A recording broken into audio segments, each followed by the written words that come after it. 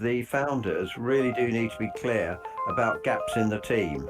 And that may be in the finance area, that may be in the sales area, the marketing, it could be product management. It's being absolutely clear what they want the cash for. I want the founder to know where they're lacking, because nobody can do everything. Nobody is perfect at everything.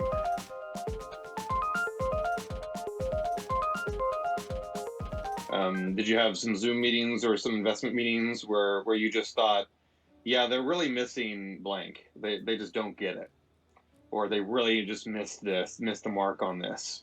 I don't want to ask a leading question, but there's some areas I can throw out if you really want me to. Yeah, maybe just quickly. I think one thing that comes up very often, either on Zoom or in person, and I find this an easy one to look out for and also prepare yourself for, is that you have to appear as a cohesive team. Like very soon you will want to talk to the CEO, the CTO, like the whole founding team, and once you notice, and it's easier to get wrong on Zoom, that only one person is talking, or people are quite coy or shy, and they're not like playing the ball to each other quite naturally.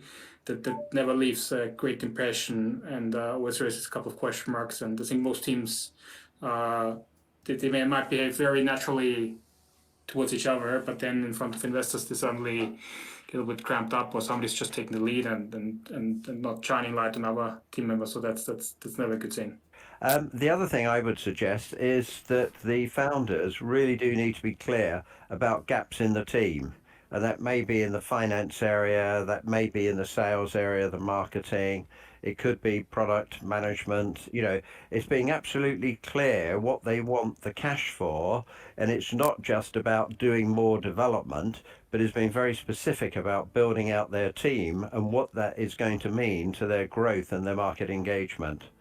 And I see that as a lot of the time the worst thing is you've got a founding team that think they can do everything, and they can't, especially where you've got a very powerful CEO stroke chief executive who believes he can do everything. And we all know you can't do everything. It's impossible. And particularly with the growth, and particularly with the additional reporting that they're going to have as soon as they take institutional money.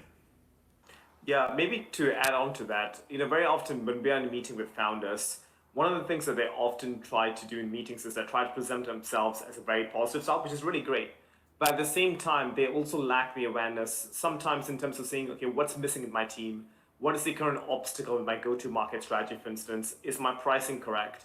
I think startups often try to spin a positive talk in every meeting that they have, but sometimes they also don't admit the sort of like weaknesses or lack of awareness that they have. So being upfront about it might be helpful, but at the same time, obviously, don't try to put yourself down, trying to be negative with your business.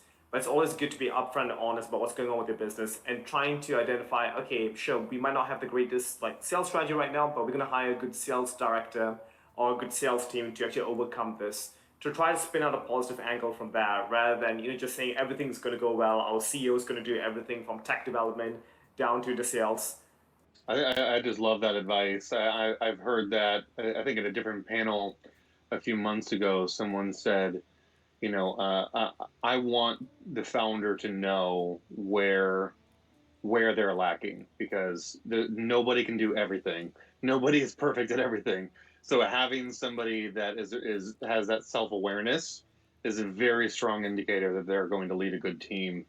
So I think that makes so much sense to want in the fundraise for startups to be clear about how they're going to use the money. I would just reiterate, I think also with the founder, having the founder know, this is where I'm lacking personally and why I'm building this type of team, because I'm not, a CTO. So I found this person to add that to our startup.